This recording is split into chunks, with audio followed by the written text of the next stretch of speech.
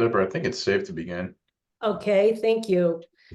Good afternoon. My name is Deborah DeMarco, and I'm from the Miami-Dade chapter of the Landscape Inspectors, and I have the honor of introducing our speaker today. We're very fortunate to have Lori Ballard with us. She's our Florida chapter president and the executive director of the Florida chapter of ISA. She's been with the chapter since 2013. She's been on the board of directors, and she was the president in 2017.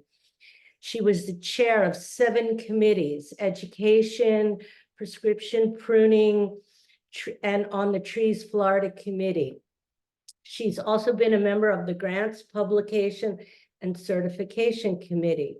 She has over 16 years experience in the field of arboriculture services, tree preservation, code compliance, assessment, tree risk assessment. She is also a certified arborist, Florida Nursery Grower and Landscape Association certified horticulturist. And she's also an ISA tree risk assessment qualified. So we're very lucky to have her with us today to talk about the Florida tree law. Thank you, Lori. Thank you, Deborah, for that. Thank you, Deborah, for that intro. I really appreciate it. I wanted to just take a moment to explain to you guys that yes, I am the executive director of the Florida chapter, but I'm learning every day still, just like you guys are. And I appreciate the opportunity to speak to you guys and to also be a part of this meeting. I see that there's a lot of people here, and I'm great. It's great to see everyone. I'm going to try my best. I am used to standing in front of conferences full of hundreds of people and don't seem to have any problems. But as soon as you turn on a camera and a recorder, everything just goes crazy. So I don't know. So I'm going to do my best. I hope it all works out for you guys. I believe we are going to hold all questions to the end. You can also submit your questions via the chat, and we will address those as we go along as well. So this presentation, I've done this presentation on numerous occasions, and I just updated it recently because we do have some recent updates in the industry as it relates to our standards. And the whole purpose of this is to make you all aware of what has been going on with the Florida tree law, how the Florida chapter of the ISA has been tracking it, and how active we've been as it relates to the changes that have been made, and basically how it is on our radar and what we do on a regular basis to try to help you all through it. So without further ado, we're going to get started. I'm a very casual person. I like for my presentations to be casual. I'm used to speaking to rooms full of arborists, and it tends to work better that way. So this is just going to be a casual, laid back, and hopefully everybody will feel comfortable asking questions. So let's go ahead and get started. So the beginning of all of this was one day we're at a board meeting and we found out that this bill was out there. And what we wanted to do is make sure that we were proactive as best that we could. So the Florida chapter board of directors decided that we were going to draft a position paper, and we sent it to the governor. Unfortunately, we did not get a response from the governor. We would have rather been left on red. For those of you who know what that means, it means that he read the letter, but he just didn't respond to the letter. This way we would have known that at least he got the letter and read the letter and knew where we were coming from. Just didn't get a response back. So we did send that position paper. And before we knew it, House Bill 1159 was passed in July of 2019. What else happened? What did we all know in 2019? What happened in January of 2020? I know nobody can really answer the question, but I know a lot of you are out there saying, I know what happened in 2020 because it affected every single one of us and every one of our lives. And that was COVID. So unfortunately, we were kind of had our hands tied because we weren't able to have any seminars, in-person seminars or anything to inform our membership or let our membership know what was going on with this law. And for that, it was a very unfortunate for us because we wanted to get the information that we had out to our members as quickly as possible, but our hands were tied as far as doing that in person. So we worked with COVID, and what choice did we have when this news came out to us? And all we could do is remain positive. There was nothing we could do to change it. It was already out there. We sent our position paper, it didn't work, and all we could do is remain positive and look on the bright side of how this may impact our industry on a positive note and for arborists in a positive way. So on the screen here, you can see the history of arboriculture.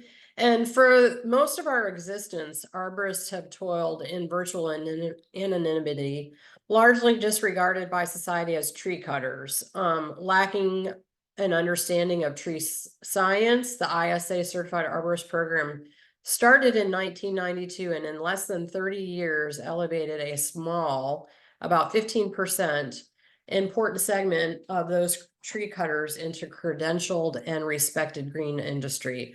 So what that tells us is still to this day, out of all of the arborists that are out there practicing arboriculture, only 15% of them are certified. And I know that you guys run into that on a daily basis, as do we at the Florida chapter. It's always amazing to us the amount of people who are not certified in the industry. So this gave us that opportunity to see, okay, now where are we going to go? Is that 15% going to increase? Is it going to get better for us? And we were hoping it would. So we moved on, and we know that for those of the people that are in the industry who are certified, what do they have? And what is their passion? And we all know that their passion is and should be trees and preserving those trees. So we weren't overly concerned because we were hoping and praying that this passion for preserving these trees would prevail over this law that we were burdened with at that moment. So we continued to move on and look at what the positives are for the industry. The law recognized and named certified arborists. This may not seem like a major thing, but based on what I've learned since this law was put into our statutes, is that being named in a law as a group, an industry group, and recognized is huge. And so that was a big positive for us. And we looked at that in a way that certified arborists are now trusted more than local government and any other Florida green industry group to help residents make the right decision with regards to their trees. And that's a lot. That's a lot for us compared to that 15% that was just certified and all the others that were out there. So we looked at that as a major positive in the impact that it would have on public safety in our urban forest. But obviously we know with great power comes great responsibility. So we had to respond. And how did the chapter respond? The Florida chapter ISA understood the significance of this responsibility, and we knew that we needed to aid our members and ISA certified arborists with this important task moving forward. So we did a member awareness campaign and included a lot of information for our members. We started this campaign and the theme of it was just because you're certified doesn't mean you're qualified. And we see that every day in this industry. There are a lot of certified arborists out there doing things that they're not necessarily qualified for. And just because they have that certification, they feel as if that is okay. And we deal with that on a daily basis.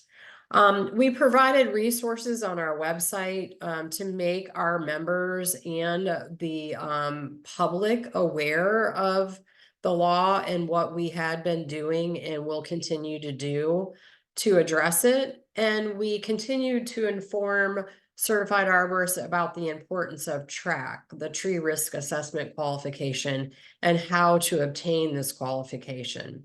Even though this qualification was not specifically cited in the statute, we wanted to make the certified arborists and other people practicing arboriculture how important this qualification was in making the determination that they were making to determine if the tree should be removed. And for those of you who remember early on, and we're going to go over it, it was simply, is the tree dangerous? If the tree's dangerous, okay, write a letter, we can remove it. But making them aware of TRAC made them know that there were other vehicles and other qualifications out there that could help them make this judgment call and make these decisions.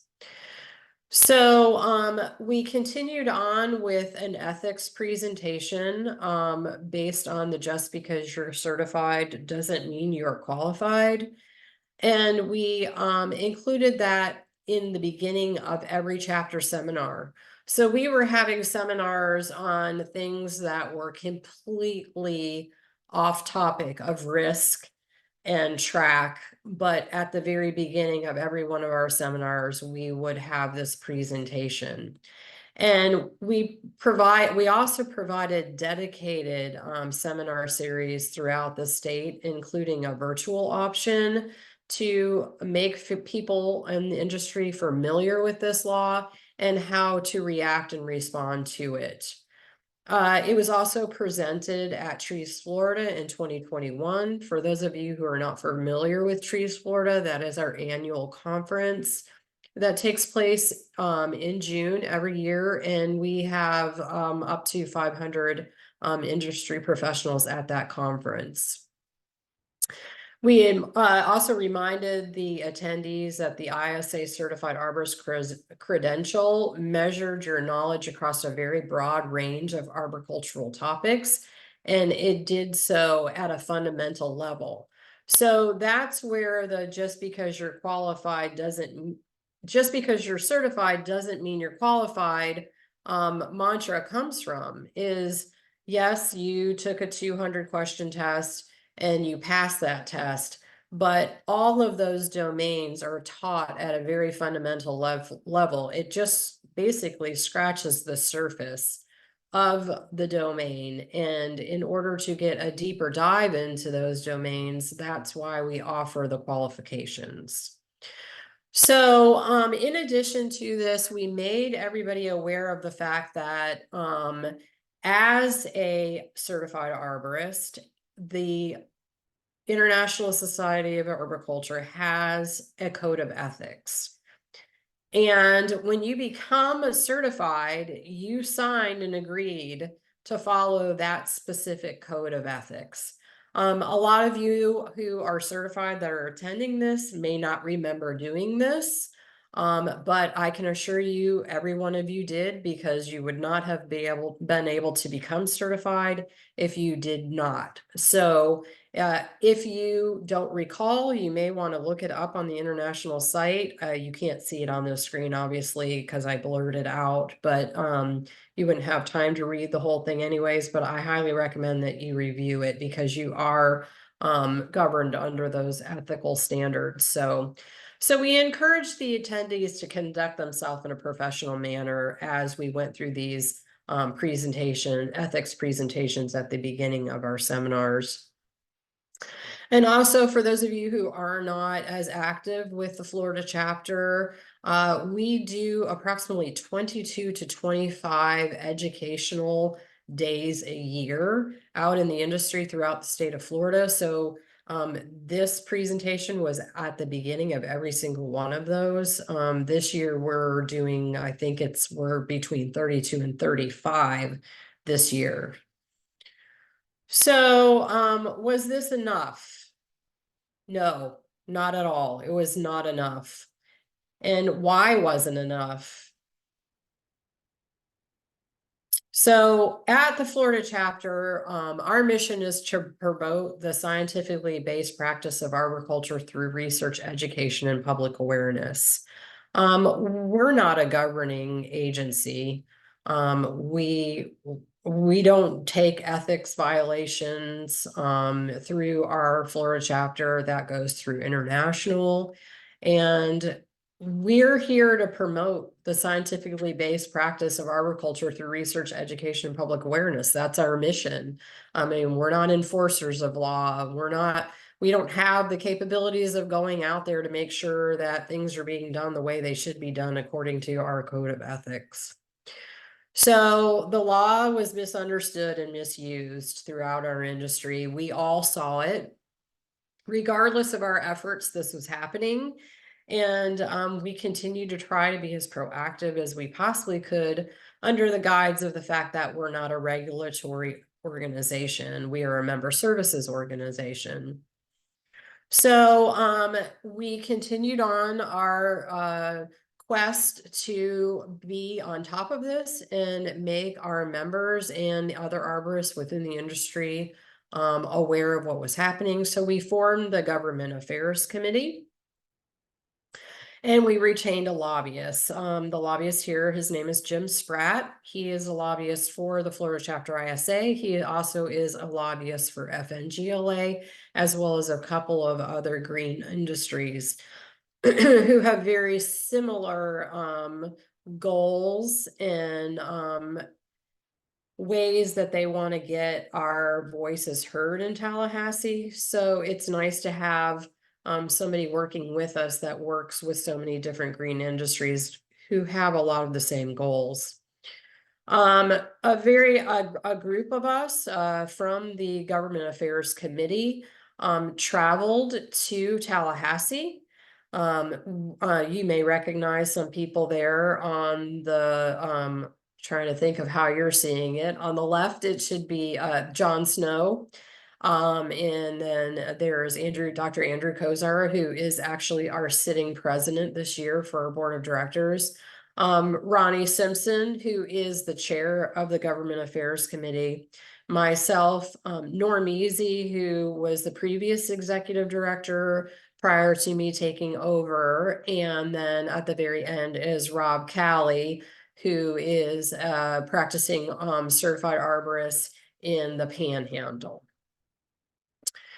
So we went up to Tallahassee and we visited with the legislatures, and we got a lot of different feedback from them. Some that were 100% on board, wanted to help us and help us get our word out and also help us to change the language. And some of them were not wanting to get involved at all because they were against any other regulation and they basically wanted to stay away from it. But we were successful finally in getting the language and the law amended to reflect the industry standards and also to clarify the ambiguous terms that were included in the original House bill. And that was passed. And that was quite a feat, but very, very exciting for our Government Affairs Committee to have accomplished that for the chapter as well as our members. So Florida Statute 163.05, tree pruning, trimming, or removal on residential property became an effective law in July of 2022. There are several additions and changes to this. And the very beginning, if you have not read the updated version, you can find it on our chapter website. Later on in this presentation, you'll be able to find out exactly where that is. But this is the tree pruning, trimming, or removal on residential property is the subject of this. So some of the things that were updated and changed is the new bill defines documentation. So for the purposes of this section, the term documentation means an on-site assessment. So that was included. This is new language that you may or may not have seen if you have not read the new statute, but it does describe documentation.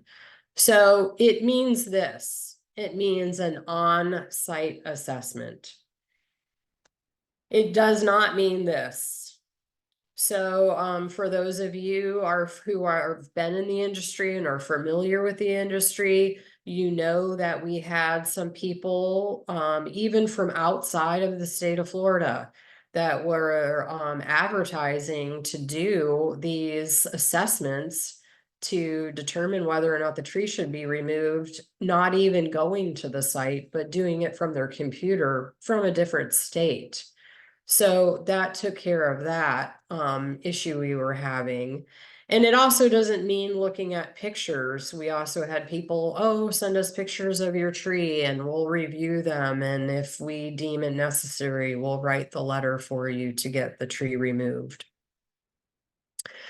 Also, they included some of our industry standards. So this was new language as well. In accordance with the tree risk assessment procedures outlined in Best Management Practices, Tree Risk Assessment, 2nd edition, 2017, by an arborist certified by the International Society of Arboriculture.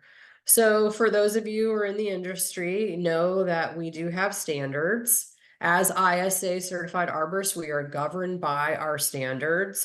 Here you'll see the ANSI standards that we have. For those of you who are not aware, we do have a new ANSI. They're all in one book. ANSI A300 part 1 through 10 are all in the same document now. And this is what it looks like. This is the cover. We also have the Z133 safety standards that we are all governed by as well. And in addition to that, we have our, we have our BMPs are also included in our standards. So we have a standard for assessing risks to people and property caused by trees. We have the tree risk assessment process detailed in ANSI A300 Part 9, which you all are familiar with. And we also have the tree risk assessment BMP, as well as the tree risk assessment credential, which is known as TRAC. So these are all of the standards that we have out there in the industry that can guide us through the process of determining whether a tree should or should not be removed for public safety purposes. So the ANSI A300 Part 9, which I mentioned earlier, is now in this new document. It's no longer the purple ANSI that we're used to seeing that matches the purple BMP. It's in this document here. It defines a process with many steps to determine a risk rating for the tree. It also leads you through a mitigation process to lower the risk rating. And the majority of urban trees that pose a risk to people and or property do not need to be removed to the lower risk rating to a reasonable level of low or moderate. So basically what we're saying is most of these trees don't need to be removed, that utilizing these standards, you can determine proper mitigation processes that will lower the risk rating, and you can lower that risk rating to a reasonable level of low or moderate so that we don't have to remove the tree, and that's not the end result of every assessment. And another addition and change is signed by the certified arborist or licensed landscape architect. I don't know if we have any licensed landscape architects in attendance today, but I will say that we have worked very, very closely with FLASLA, and they are the majority of them do not want this responsibility. They do not feel as if they are qualified to make this determination. There are a lot of landscape architects that are also certified arborists, but some of those landscape architects still don't feel qualified, and that falls back into our original mantra of just because you're qualified or certified doesn't mean you're qualified. So FLASLA has expressed to us that they try as best they can to lead their members down the path of referring this to a certified arborist that's qualified to make those decisions. There are landscape architects out there that are just as qualified as some certified arborists, and if they do feel that they have the expertise to make this decision, they move forward with doing the assessment. So what does this mean? This means this is not signed by a certified arborist. We don't have to worry about these things anymore. This is what you would have to give them. You include your signature as well as your certified arborist number. That one you see on the screen is mine. You do not have to have the tree risk assessment qualification to write this letter. So please don't be fooled by that. I just have it here because it is part of my signature, and if you have the qualification, it's best to include it on your letters because that just shows that you have taken your certifications to that next level and you do have that qualification. So the new changes also define residential property. So for the purposes of this section, the term residential property means a single family detached building located on a lot that is actively used for single family residential purposes, and that is either a conforming use or a legally recognized non-conforming use in accordance with the local jurisdiction's applicable land development regulation. So for those of you who are familiar with the previous House Bill 1159, there was no firm description of what residential meant. And a lot of people used it as a loophole, and they used it very loosely and utilized it to clear large pieces of property, basically clear cutting, saying it was zoned residential through the municipality. Therefore, we didn't have to get anything from the municipality as it relates to removing all of the trees. So this has somewhat solved that problem, but this comes with its own issues as well. So it means this. In the statutes and law is based on what a logical person would use to describe the definition in the law. So it means this: detached, actively used, and all of us know in this, not even in this industry, but in this world, that this is a single family home that a family lives in. So there's no confusion there. But what happens when we get to this? It's not this. This isn't a single family home. We know that it's not a single family home, but confusion still continues. So we also have, we know it's not this for sure. It's definitely not this either. But then we get into more distinct questions. Actively used. What does that mean? Actively used. Okay, so now we have an empty house, but there's a squatter living there. Is it being actively used? So now we're leaving that up to interpretation. Also, Airbnbs. Airbnbs are used, but they're not used all the time. So are they being actively used? There's also some discrepancies here. Yes, it's a single family home, detached family home. Is it being actively used? We don't know. They may have already moved and now the house is sitting there waiting for somebody to buy it. It's same situation here. Is this house currently being actively used? More than likely not, because there's a for rent site outside, but it is still a single family home, detached. How about this? Under construction, not being actively used at the moment, but will be in the future. And also this, single family home, getting ready to build a new one there, and they're in the process of tearing this one down, not being actively used. So as you can see, even though the language has changed, it still creates questions that need to be answered. And we can only, as arborists, answer those questions, and other professionals in the industry answer them with logic as best that we can. Oh, one more, remodeled. Forgot that one was on there. So same thing. A lot of people don't live in their house while it's being remodeled. For those of you who have remodeled, I highly recommend not living there. So the other term, conforming use, in compliance with local zoning. Detached building resolves empty lots zoned residential. And that goes back to what I was saying before. Developers and other people cannot utilize that as a loophole anymore, because it does not include any empty lots that are zoned residential.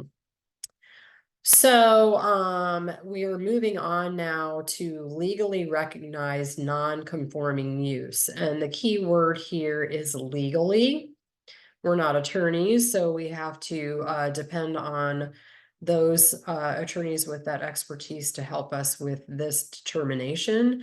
But it involves a legal decision, including a structure that was a non-conforming use and was legally permitted prior to a change in the law. And the change in the law would no longer permit the reestablishment of such structure or use. So in other words, we have situations where properties or homes need to be grandfathered in. For those of you who work in the permitting world a lot, you know that sometimes you receive a permit and the rules are set in stone when you receive that permit. It takes several years to get a shovel into the ground to utilize that permit, and since then things have changed. And in that process, you're normally grandfathered in. So that's the same situation with this law, is that, some people got permission to do these removals before the new law came into place. So let's look at the change in the language from 2019 to 2020. You'll see the red words that I have on the screen, and that's what it said in 2019. And then when I advance forward, you'll see what it says now in 2021. So the first word we're going to look at is the obtains. So once again, a local government may not require a notice, application, approval, permit, fee, or mitigation for the pruning, trimming, or removal of a tree on a residential property if the property owner obtains documentation from an arborist certified by the ISA or a Florida licensed landscape architect. So let's see what happens with that. So now it's possesses. Once again, possesses is not, hey, we need to give it to the municipality. So it's still, the term is still used very loosely, but we'll get into that a little bit later. That the tree presents a danger to persons or property. that now poses an unacceptable risk. So for those of you who are track qualified, you know what that means, poses an unacceptable risk. It's written right out in the track evaluation forms that we utilize when we're conducting a track assessment. So that language has changed and it comes right out of track. Unacceptable risk has been defined. The tree poses an unacceptable risk. So this is where we're away from the dangerous terminology that was in the past. And if removal is the only means of practically mitigating its risk below moderate as determined by the tree risk assessment procedures outlined in the Best Management Practices Tree Risk Assessment, 2nd edition, 2019. So this is where the BMP was introduced into this statute and got that language out there. That's why it's very important now, even if you are practicing arboriculture and you are not tree risk assessment qualified, you are still bound by those best management practice standards of our industry based on your ethics code of conduct. If removal is the only means of practically mitigating its risk below moderate, defines unacceptable risk even farther. And what problem does this solve? It reduces the number of unnecessary removals. So now we're no longer just saying this tree is dangerous and it needs to be removed.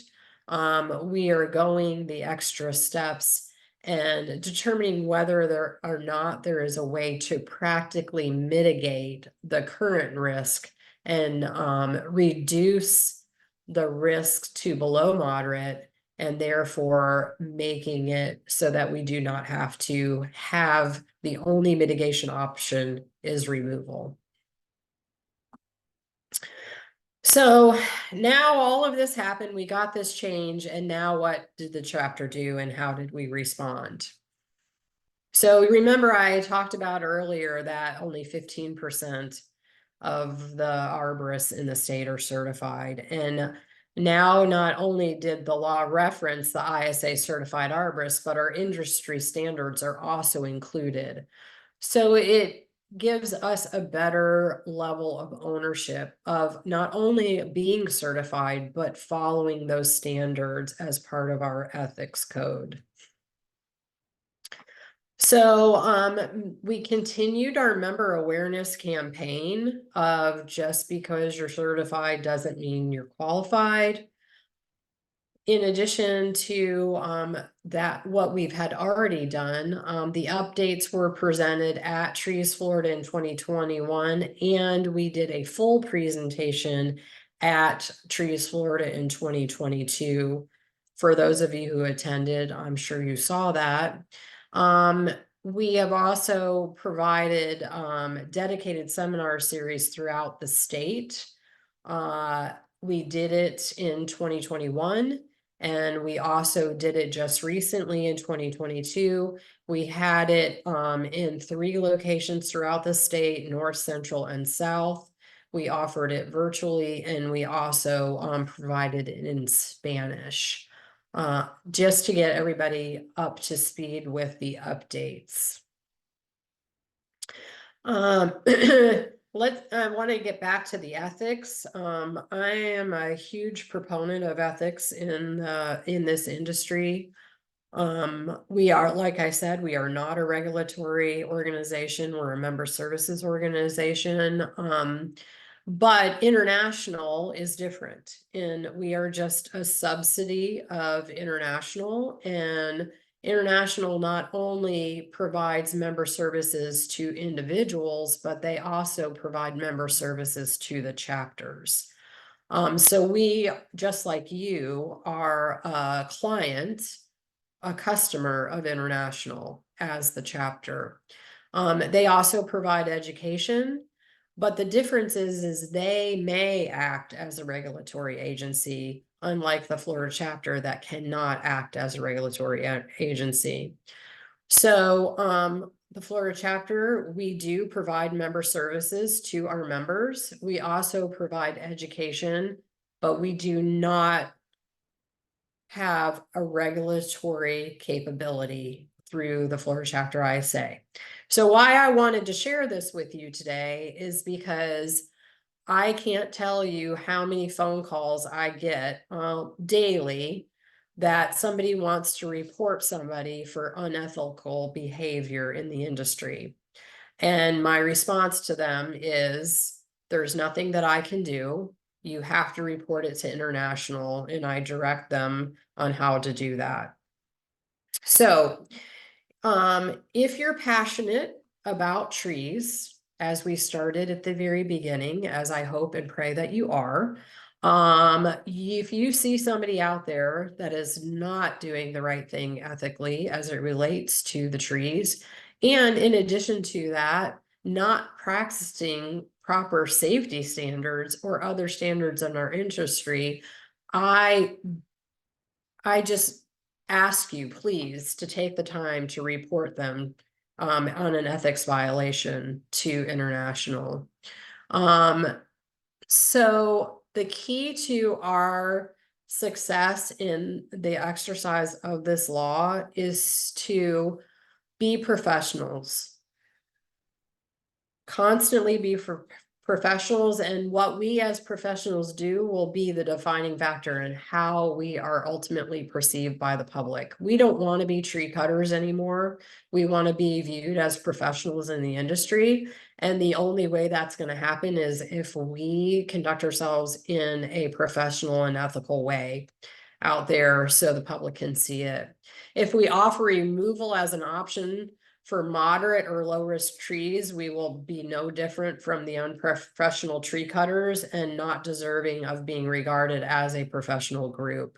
That is what we have been trying since this law was passed, to get out to our membership and continue to explain how important it is to conduct ourselves professionally and ethically.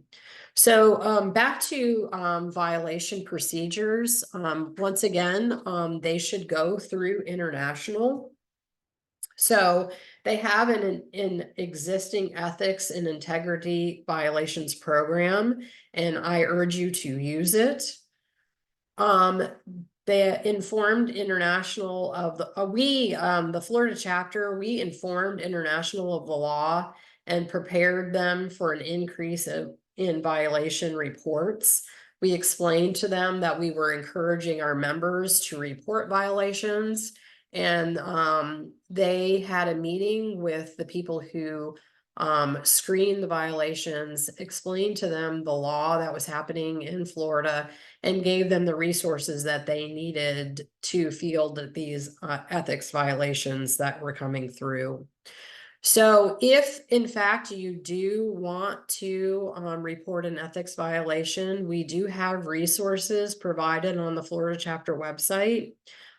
You can utilize these by going to our chapter site, and you can see the web address there. The very first navigation there is where you can report the actual violation. We also have information on there about the ethics of arboriculture in case you don't remember signing it and you would like to read it again. We also have a sample of a risk assessment report. That sample includes all 18 components that you are required to have in the report according to industry standards. If you are going to write a report and recommend that a tree be removed. And there is also the revised tree law. If you have not had an opportunity to read it, it's listed there as well. And last but not least, we have a revised Florida tree law matrix. And what this was created by Dr. Andrew Kozer. He has presented at several of our classes. He presented it at all of our trees and the law classes that we had in 2022 and into this year, as well as showing videos of how to actually use the matrix And it's just a faster way of getting to the end result without having to go through the entire track form, which is quite lengthy. So I urge you to take a look at that as well. So I have extra time here to answer any questions that you might have. I see that there's about 12 things in the chat. So if anybody would like to raise their hand to ask a question or put it in the chat, and somebody's monitoring those, and they will read them out to me, and I will answer them as best that I can. Thanks, Lori. I think you did a great job. I'm monitoring the chat here, so there are a couple of questions. The first question came up about what about townhomes or units that are connected, like a duplex or a townhome, like a fourplex townhome? Yeah, that would not be considered a single family detached home. So that would not be covered under the statute. Perfect. There was another question, and I'm going to kind of quote the statute. A tree poses an unacceptable risk if removal is the only means of practicality, mitigating its risk below moderate, as determined by the tree risk assessment procedures. And what they're asking about is, can you clarify how an arborist could lower that risk? And two, can you kind of define the word below? Below moderate. Absolutely. There's a lot of different ways that you can mitigate and lower risk. And I'll give an example of one that's used fairly frequently, and it would be cable and bracing. So for those of you who are familiar with structure and what is included in good structure, when you have codominant stems and there's included bark, there is that risk for failure. So if you were assessing that tree and the concern was that codom would fail and either hurt someone or damage property, then you could recommend cable and bracing, meaning they would cable that union together, and at that point in time, it would lower the risk from where it is currently to more moderate or to a lower risk rating.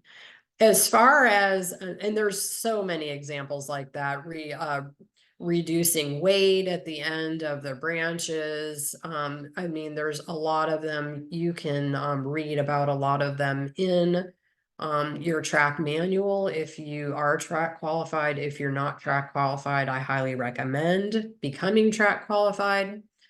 As far as, can you repeat that last question about the low risk? Could I define what's low risk? Of course, yeah. Must it be below? But it must be below. I guess Below. Below, yeah, below the. Okay. All right. So for those of you who are track qualified, it is preached over and over again. You, as the assessor, you cannot define the level of risk that the homeowner is willing to take.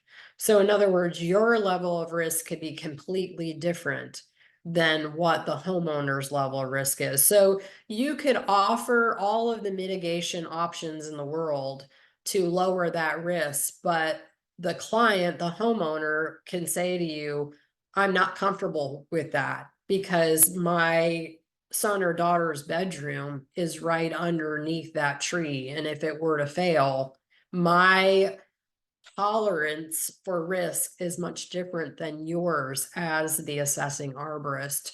So there is no real specific definition of what low risk would be considered other than the guidelines in the track manual, because even if you get it to that low risk, the homeowner may say that's not low enough for me. And that's where your job comes in, to try to educate them, to make them understand why that risk level is okay. I hope that answers the question. It's not an easy question to answer. Yeah, I agree. There was another question about risk tolerance that just came up. Can you talk into that a little bit? Yeah, and that goes back to what I was literally just saying, in the sense that everybody has a different risk tolerance. Us as arborists and certified arborists, our tolerance for risk might be much higher because we have a better understanding of tree biology, health and structure, and what we've been taught in order to become certified. So what seems low risk to us and we have a high tolerance for is completely different than the homeowner who has the tree that's growing over their son or daughter's bedroom. So that's really the tolerance there, is every person has a different tolerance for a risk. There was a question about this. This is a good one. How would an arborist know if a single family home is an Airbnb? Well, the best thing I could say would be, if your client should be the homeowner. So at that point in time, the homeowner would be able to answer that question as to whether or not, and that would be a very, very good question to ask right out the gates when you're retained to do one of these assessments. Because if it's in an area where it could possibly be an Airbnb, you would want to find that out. Because if you didn't find that out, and then say you went through the whole process, wrote the letter, said the tree needed to be removed, and then somebody challenged you and came back and said, well, this wasn't an active use because it's an Airbnb and now you're being challenged. So I would definitely ask the homeowner that question, and they would be your client. What would you deem as an unacceptable risk? Once again, I can't answer that question because my definition of unacceptable risk could be different than everybody else's on this chat here in this session. So everybody's level of unacceptable risk is different based on the person. Here's another good one. So when you're dealing with an HOA property, and I'm assuming the question's related to the single family homes, if there's any gray areas of such as a common area trees that may be nearby, maybe just outside the property lines, how does that affect the report? Well, in that particular situation, now remember, it's got to be a single family with active use home. So if it's in a common area, it's not owned by a single family home. So at that, I'm Yeah. sorry, go ahead. Yeah, no, I was gonna say, I'm not, so, as let's just say, I'm putting my head in the person asking this question, if it were the homeowner, let's say that the property is a 0 lot line, right? So the house is at the edge of your property line, and there's a tree in the common area 5 feet away or 10 feet away, which hopefully that's not the case. How does that affect this? Because it may impact the house. Right. So now your client becomes the HOA, which muddies the waters a little bit because it's not a single family home, yet it is close to, as you're describing. And in that situation, I think that you would have to get the homeowner and the HOA involved. And you would have to describe that situation in your report, making the end reader understand that no, this tree is not on the property of a single family, detached, actively used home. But however, it is in the failure zone of this tree, and based on my assessment, your recommendation is to mitigate these defects or removal. Perfect. Couple more questions. What about pruning the canopy? Pruning could it help reduce the risk of, say, codominant limb failure? Absolutely. One mitigation option is end weight reduction pruning, and a lot of arborists use that to mitigate those bad unions, and other things. And end weight reduction is mitigation for a lot of different defects. Here's another good question, which I think you began the presentation with, but it goes a little deeper. It says here, hi, just to clarify, an ISA certified arborist who is not tree risk assessment qualified can still do the assessment and write the letter per the law, question mark? Yes, I understood that the report needs to be done by a track arborist, but is that incorrect? that is incorrect. It does not have to be done by a track arborist. All right, let's see here. It says understood the mitigation, but moderate is still for removal. Must it be below moderate? Who decides this? The assessor decides this. They decide the level of risk, and then the homeowner decides the risk tolerance. So you may say there's low risk, but the homeowner may say, well, I'm not willing to take that low risk, so I still want the tree removed. Okay, sorry for this acronym, but when will PPQ show up when name is searched online? PPQ is prescription pruning qualification. It's a Florida qualification. It is not through international. We are in the process of updating our website and completely redoing our website. And once the website is completely redone, there will be a lot of information on the website regarding PPQ, as well as information for those people who are PPQ qualified. I mean, sorry, prescription pruning qualified. Okay, and then there was one question here about going back to the HOA question, when there's trees nearby Sure. in the common area. You know, who can enforce the HOA to remove the tree? Well, it would be the municipality would be the only one that I could think of that could enforce it if they're governed by the municipality. So if a homeowner at the HOA says they're concerned about a tree and somebody from the municipality comes out and deems that the tree needs to be removed and the HOA refuses to remove it, I would think that they would be fined. There's a lot of HOAs that are not governed by municipalities. And in that case, it would be a situation where the homeowner would have to basically work with the HOA. And if they weren't satisfied with the results, their only option would be to litigate. Another question, yes, speakers on. Does the arborist include the owner's risk tolerance in their report, even if their arborist risk tolerance and owner's risk tolerance differ? It's not. Sorry, Oops, would this create confusion or conflict with the arborist in the report? It's not necessary to include it in the report, because essentially what you're doing is you are handing your client, the owner of the tree, your report. What they choose to do in the after situation of that report, it would no longer be your concern. Okay. And here's some just general questions which I think you may be able to answer. If not, I'm sure we could probably do like an email later on to kind of follow up with some of this stuff. But Sure. since here, I've been trying to find courses and exams for track certification. I found them to be far and few in between in South Florida area. Is there any opportunities to be track programs in the South Florida area soon?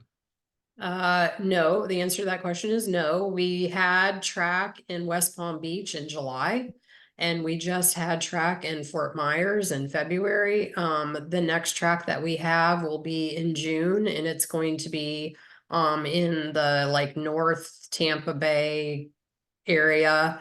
And we typically have two track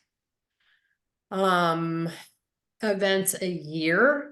And the location is based on the rotation of expired qualifications. So what we do is we go in and we see when everybody in the last, you can get track renewed within 18 months of your expiration date. So we do a data search and find out where everyone's located that's going to expire within 18 months. And whoever has the most people that are going to expire, that's where we have the track class scheduled. So the next time we would be in South Florida would be when that many people need to be renew. So that's how we determine where track is in the state. I'm gonna probably make this my last question, and I'm gonna make one just general question for the audience. Sure. But do you have to provide a full track matrix in the report, or is it only needed in providing the final determination? And the last section of this, how long do you keep these records? I would keep the records for anything that you do that's associated with this law into perpetuity if you can. Now with electronic record storage, it shouldn't be that difficult.